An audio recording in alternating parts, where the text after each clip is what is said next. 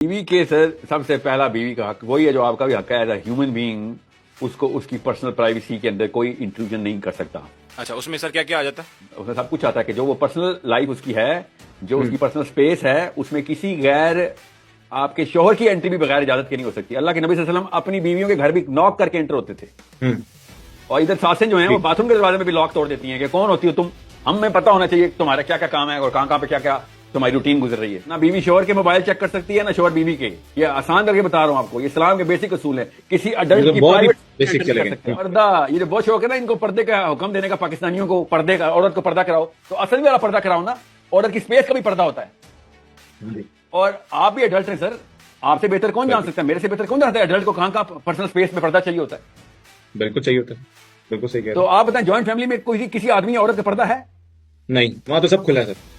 और ना तो खुला है बल्कि पर्दा करने वालों को पर्दा चौक करके बताया जाता है कि तेरी जुर्रत कैसे हुई कि तू तेरी पर्सनल स्पेस हो इधर।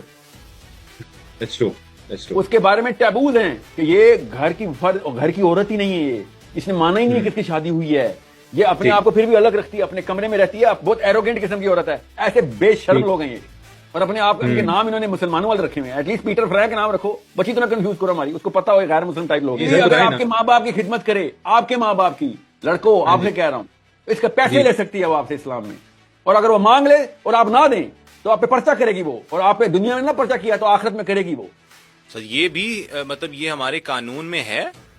आपके कानून में नहीं, अल्लाह के कानून में। सर तागूत के कानून में नहीं होती है चीजें, अल्लाह के कानून में होती है चीजें। मैथ सिखा रहा हूं मैं सब पाकिस्तानी लड़कों को।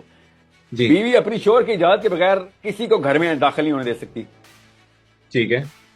बीवी अपनी शोहर की इजाजत के साथ ही कहीं जाया करे। ठीक है, ठीक है।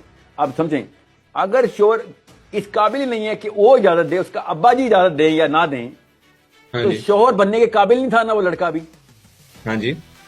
तो फिर उसकी शादी क्यों हुई थी? आप हैं कौन? तो आप छोटा ही रह जाते हैं, छोटा ही सोचते हैं और छोटा ही महसूस करते हैं। बिग थिंकिंग कर नहीं सके, लीडरशिप आ नहीं सकती लड़के में। आप बताएं आपका डिसीजन, हर डिसीजन, आपके कपड़े कौन से पहनने से लेके खाना के खाना है, बच्चे आपके बच्चे की स्कूल में जाएंगे, आपके अब्बू डिसाइड करें। तो आप तुम आ गए हो नया सिखाने, मैं नया नहीं पुराना सिखा रहा हूँ, पुराना 1400 साल पुराना सिखा रहा हूँ मैं। तुम लोगों ने नया बनाया हुआ है। आप बताएं कौन से जॉइंट फैमिली सिस्टम में पले हैं? क्योंकि एक का नाम पता है आपको? उनको नहीं माँ बाप के हकूक का पता था, उनको नहीं ख्याल था। जिन्होंने हमें माँ बाप के हकूक सिखाए हैं उनको हम सिखाएंगे माँ बाप के हकूक। ये वाला जो आर्ग्यूमेंट देते ना, वो माँ बाप के हकूक और ये ओल्ड होम्स बनवाएगा साहिल अतीम। शर्म करो, तुम लोगों को ही कह रहा हूँ कि अपनी माओं के पैरों में रहो और खिदमत करो।